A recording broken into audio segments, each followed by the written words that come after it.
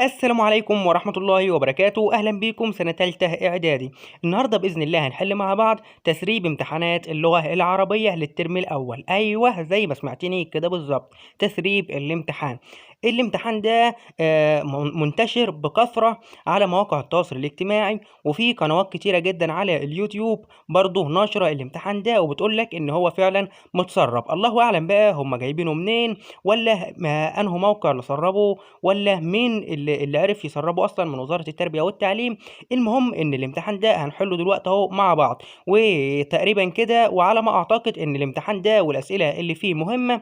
ركز معايا في الحل، لان زي ما قلت لك متداول بنسبه كبيره جدا على مواقع التواصل الاجتماعي، وخاصه الفيسبوك واليوتيوب. الامتحان مهم وممكن يكون هو فعلا اللي متسرب، بس متسرب بقى لانه محافظه الله اعلم. والله زي ما بقول لك كده بالظبط، الامتحان ده محدش عارفه بتاع انهي محافظه بالظبط. هو اتسرب واتنشر ومحدش يعرف تبع انه محافظه، حتى اللي صوره ما صورش تبع محافظه ايه، ولا صور الورقه كامله. بس هنحل معانا الاسئله اللي باينه، وربنا يوفق الجميع. وبرضو انا مش باكد لك ان الامتحان ده متسرب 100%، ممكن برضو تكون شائعات الله اعلم. المهم ان احنا هنحل الامتحان. ودلوقتي سيبك بقى من التعبير وسيبك من كل حاجه، ويلا بينا نحل الاسئله المهمه. بيقول لك السؤال الاول من موضوع قصه اثر تقع الكنيسه المعلقه. بص انا هسيب لك القطعه اقراها انت مع نفسك، احنا نخش على طول في الاسئله.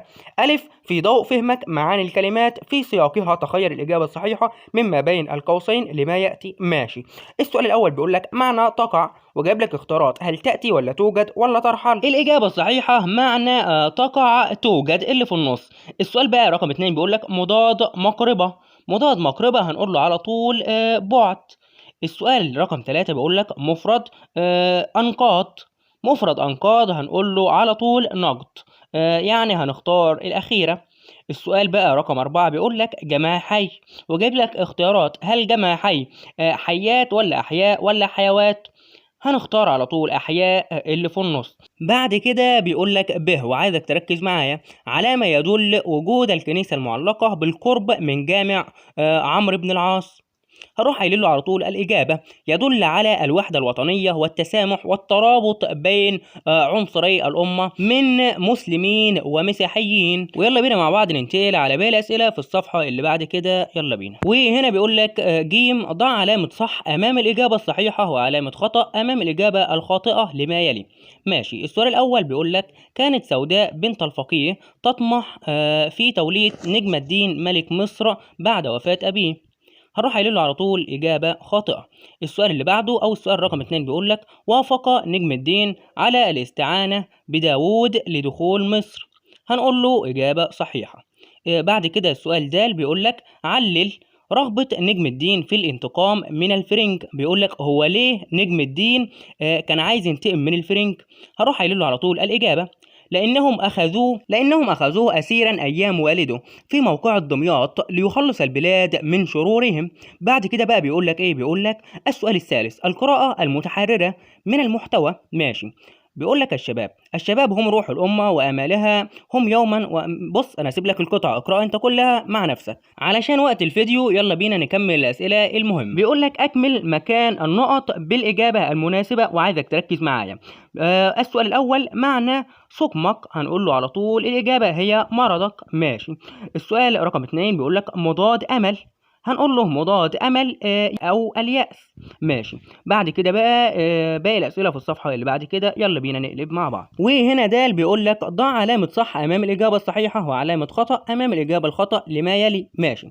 السؤال الأول فترة الشباب هي فترة التراخي والكسل والتمتع بالحياة. هنقول له على طول إجابة خاطئة. السؤال رقم اتنين بيقول لك الشباب هم روح الأمة وآمالها. هنقول له إجابة صحيحة. السؤال اللي بعده بيقول لك ما الشعار الذي يجب أن يرفعه الشباب دائما؟ راح يقول على طول الإجابة: يجب على الشباب أن يرفعوا شعار العمل والهمة والنشاط. يلا بينا بقى نكمل باقي الأسئلة في الصفحة اللي بعد كده مع بعض. وهنا بيقول لك ثالثا النصوص. السؤال الرابع من نص عباد الرحمن، وده إجباري. قال تعالى، شوف أنا هسيب لك الآية الكريمة اقرأها برضه مع نفسك زي ما متفقين من أول الامتحان. اقرأ الآية الكريمة مع نفسك، ويلا بينا بقى نشوف الأسئلة. ألف اختر الإجابة الصحيحة مما بين القوسين لما يلي. واحد مفرد الجاهلون، وجاب لك اختيارات هل الجهل ولا الجاهل ولا الجهالة. هروح قايل له على طول مفرد الجاهلون الجاهل. السؤال بقى رقم 2 معنى اصرف، وجاب لك اختيارات هل ابعد ولا انشر ولا اكتب.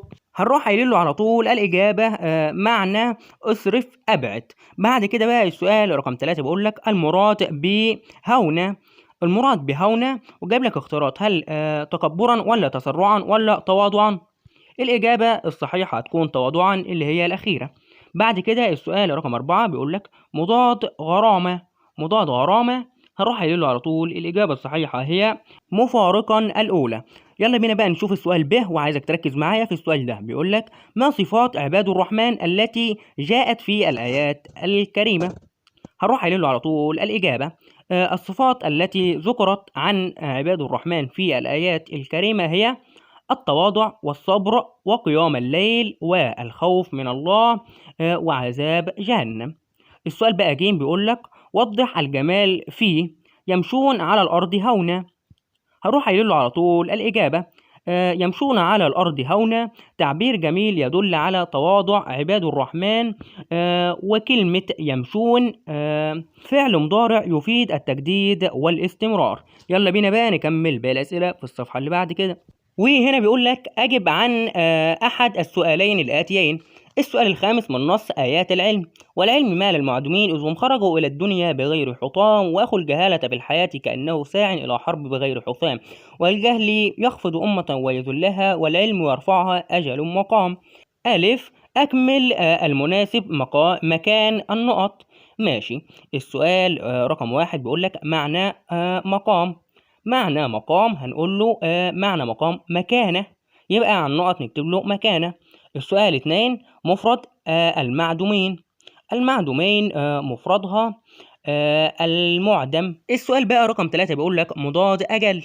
هنقول له على طول الإجابة الصحيحة مضاد أجل أحقر. بعد كده معانا السؤال رقم 4 بيقول لك مضاد الحياة. هنروح قايلين له المضاد الحياة الموت. بعد كده معانا السؤال ب بيقول لك للعلم أهمية كبيرة في حياة الأشخاص والمجتمعات دلل على ذلك من خلال الأبيات. هنروح قايلين له على طول الإجابة العلم هو مال الفقير الذي يخرج إلى الدنيا بغير حطام والعلم يرفع الأمة إلى أفضل مكانة. يلا بينا نشوف السؤال اللي بعده. وهنا بيقول لك جيم وضح الجمال فيه وآخو الجهالة كأنه ساع. هنروح قايلين له الإجابة الصحيحة هي وأخو الجهالة كأنه ساع تعبير جميل شبه فيه الشاعر الجهل بإنسان يلازم صاحبه. بعد كده بقى معانا باقي الأسئلة في الصفحة اللي بعد كده. يلا نقلب مع بعض ونحل الأسئلة واحدة واحدة. وهنا معانا السؤال السادس بيقول لك من نص كن جميلا. هسيب لك النص اقرأه مع نفسك عشان بس وقت الإجابة زي ما بقول لك. ألف ضع علامة صح أو علامة غلط أمام كل عبارة مما يلي. 1 معنى تتوقع. تخشى جايب لك بيقول لك معنى تتوقع تخشى. هنروح قايلين له إجابة صحيحة فعلا معنى تتوقع تخشى. ماشي. بعد كده بيقول لك جمع نفس هل هي أنفاس. هنروح قايل له جمع نفس مش أنفاس يبقى إجابة خاطئة. ماشي. السؤال رقم 3 بيقول لك مضاد شر. جايب لك بيقول لك هل مضاد شر خير. هنروح على طول اوريدي هنقول له إجابة صحيحة. بعد كده بقى السؤال رقم 4 بيقول لك باين ترى وتعمى ترادف. هنقول له إجابة خاطئة. يبقى الصح والغلط الأولى صح التانية خطأ التالتة صح الرابعة غلط. السؤال اللي بعده أو السؤال ب بيقول لك من الذي يخاطبه الشاعر وما الذي يستنكره عليه. هنروح قايلين له الإجابة يخاطب الشاعر الإنسان المتشائم ويستنكر عليه الشكوى بغير سبب. يلا بينا نشوف السؤال جيم، وعايزك تركز معايا في السؤال ده وتحله انت لوحدك. انا اصلا شايف انها اسئله تافهه جدا. جيم بيقول لك وضح الجمال في اي هذا الشاكي. هروح قايل له على طول الاجابه اي هذا الشاكي اسلوب نداء غرضه التنبيه. ماشي، وبعد كده بقية الأسئلة في الصفحة رقم 3 زي ما مكتوب قدامك أهو. يلا بينا نقلب. لو أنت بتتفرج لحد هنا لسه ما عملتش لايك واشتراك في القناة، فأنت كده مش عارف أقول لك إيه. يلا بينا نكمل.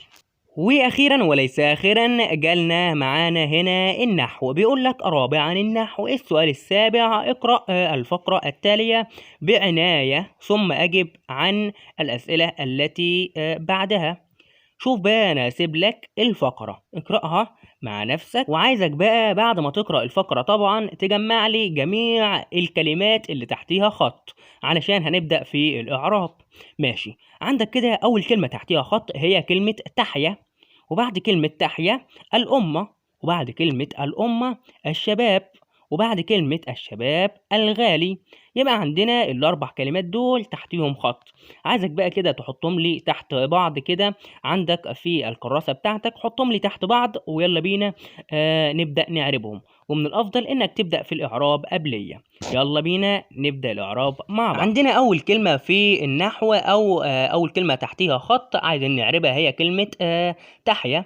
كلمة تحيا تعرب حسب موقعها في الجملة مبتدأ مرفوع وعلامة رفعه الضمة. ماشي، بعد كده عندنا كلمة الأمة. كلمة الأمة تعرب حسب موقعها في الجملة مضاف إليه مجرور وعلامة جره الكسرة.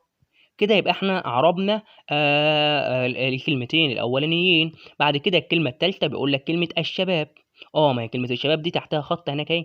طيب، تعرب كلمة الشباب دي تعرب حسب موقعها في الجملة فاعل مرفوع وعلامة رفعه الضمة. مظبوط. ماشي، بعد كده كلمة الغالي. كلمة الغالي حسب موقعها في الجملة تعرب نعت مجرور وعلامة جره الكسرة.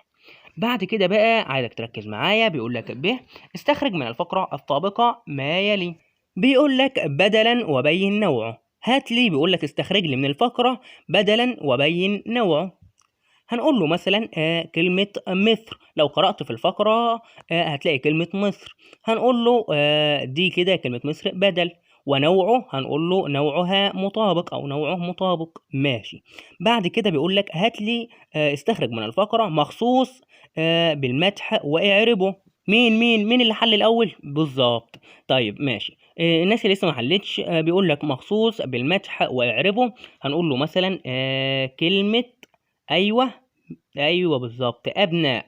وإعرابها هتبقى مبتدأ مؤخر. يبقى مخصوص بالمدح هنقول له كلمة أبناء وإعرابها مبتدأ مؤخر. بعد كده بقى بيقول لك استخرج من الفقرة منادي واذكر نوعه. هنقول له مثلا كلمة يا شباب، هناخد كلمة شباب. ماشي، ونوعه مضاف. بعد كده بقى آخر حاجة عندك في الاستخراج بيقول لك استخرج اسما ممنوعا من الصرف لسبب واحد واعربه. هنروح قايلين له مثلا كلمة ايه مين اللي جابها بالظبط؟ كلمة عوامل. كلمة عوامل ممنوع من الصرف وإعرابها اسم مجرور وعلامة جره الكسرة. بعد كده بقى بيقول لك جيم بين نوع المنادي فيما يلي. واحد، يا معلمين يا معلمون اهتموا بالشباب. هنقول له دي نوع المنادي فيها نكرة مقصودة. بعد كده بيقول لك يا معلمين اهتموا بالشباب. هنقول له نوع المنادي فيها نكرة غير مقصودة. بعد كده بقى معانا دال، وبيقول لك صوب الخطأ في الجمل الآتية. واحد، لا حبذا المهملين. هنقول له دي كده لا حبذا المهملون. يبقى الإجابة الصحيحة بتاعتها لا حبذا المهملون. السؤال بقى 2 بيقول لك صوب الخطأ في الجمل الآتية. أيها المعلمين اهتموا بالشباب. هنقول له إجابة صحيحة وإجابة خاطئة، والإجابة الصحيحة هي أيها المعلمون اهتموا بالشباب. وبكده يبقى أنهينا جميع الأسئلة بتاع الامتحان اللي بيقول لك عليه مسرب. أنا زي ما قلت لكم في أول الامتحان، الله أعلم إذا كان حقيقة مسرب ولا لأ. أنا لقيته متداول بكثرة على مواقع التواصل الاجتماعي، فحبيت إن أنا أشارككم بيه، وكمان حليناه أهو زي ما اتفقنا مع بعض. وأتمنى إنك تكون استفدت بأي حاجة. وأخيرا وليس آخرا، الفيديو كده انتهى، فاعمل لايك واشتراك في القناة علشان يصلك باقي المواد بإذن الله. وكمان حاجة، الامتحان ده أنا لو متأكد منه 100% إنه متسرب مش هنزله هنا على القناة، لأن من غشنا فليس منا، وأستودعكم الله جميعا.